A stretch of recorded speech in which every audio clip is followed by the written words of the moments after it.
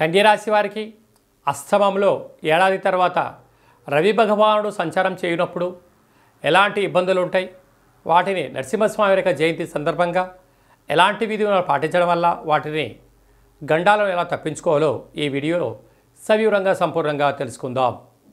కన్యరాశిలో ఏ నక్షత్రాలు వస్తానగా ఉత్తరా నక్షత్రంలోని 2, 3, 4 పాదాలు, హస్తా నక్షత్రంలోని 4 పాదాలు, చిత్తా నక్షత్రంలో 1, 2 పాదములు కలిపితే కన్యరాశి. రాశాధిపతి బుధుడు రాశిలోనే కేతు సంచార స్థితి ఉండడం వలన అంతా నాకు తెలుసు అని చాలా మీకు ఉంటుంది. వాటిని విడనాడి ప్రతి విషయాన్ని కూడా తెలుసుకునే ప్రయత్నం చేయండి. పెద్దవారైనచ్చు, చిన్నవారైనచ్చు, ప్రతి ఒక్క వ్యక్తులకు తెలియని శక్తి ఉంటుంది. ఇతర వ్యక్తులు ఏదైనా చెప్తూ ఉంటే వినే ప్రయత్నం చేయండి. మంచి అయితే స్వీకరించండి, చెడైతే వదిలేసేయండి. ఈ ఒక్కటి చేయలేదా? మీకు 98 సద్గుణాలు ఉన్న ఈ ఒక్కటి కారణం వలన ఆపద అష్టకష్టాలు మీకు మీరు తెచ్చి మీ తలపైన పెట్టుకునే పరిస్థితి చాలా అధికంగా ఉంటుంది. తస్మాత్ జాగ్రత్త.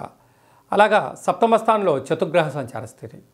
ప్రేమికులు, భార్యాభర్తలు నూతన కార్యక్రమాలు కొంతకాలం వాయిదా వేసుకోవడం ఉత్తమోత్తమం. అష్టమంలో రవి సంచార స్థితి ఉండడం వల్ల దూర, వాయు, జల ప్రయాణాలు చేసేటప్పుడు ఎన్నో జాగ్రత్తలు అవసరం. అప్పులు ఇవ్వద్దు, అప్పులు తెచ్చుకోవద్దు.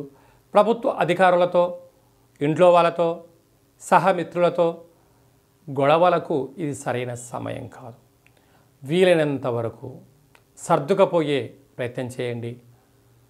అనారోగ్యానికి దూరంగా ఉండండి. వేలకు నిద్ర, వేలకు తిండి, వేలకు సంపూర్ణమైనటువంటి ప్రశాంతతను సంపాదించగలిగినట్లయితే ఇదే కోటి వరాల మూట. లేకపోతే మోకాల నొప్పులు, అరికాళ్ళలో పంచాయతీలు, దీర్ఘకాలికమైన వ్యాధులు వచ్చే పరిస్థితి ఉంటుంది. ఇలాంటి కాల సమయంలో నరసింహస్వామి వారికి ఆకుపచ్చ కలిగినటువంటి వస్త్రాలను దానం చేయడం, అంటే కళ్యాణంలో ఏర్పాటు చేయడం. అలాగా మనం కింద చెప్పుకోవే విధంగా ఆ పాలల్లో నవధాన్యాలను వేసి వాటిని బ్రాహ్మణుడికి దానం ఇవ్వడం కానీ, గోమాతకు ఏర్పాటు చేయడం వలన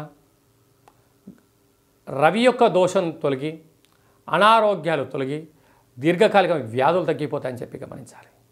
ఆహార ఉత్పత్తులు, క్యాటరింగ్ బిజినెస్, నీటి వ్యాపారస్తులు, స్వయం వృత్తులు, రియల్ ఎస్టేట్ రంగంలో ఉండబడిన వారు, అలాగనే ప్రతి కార్యక్రమంలో విజయం కన్యరాశి వారి సొంతం అవ్వాలంటే ఈ చిన్న విధానాన్ని పాటించి తీరాలి.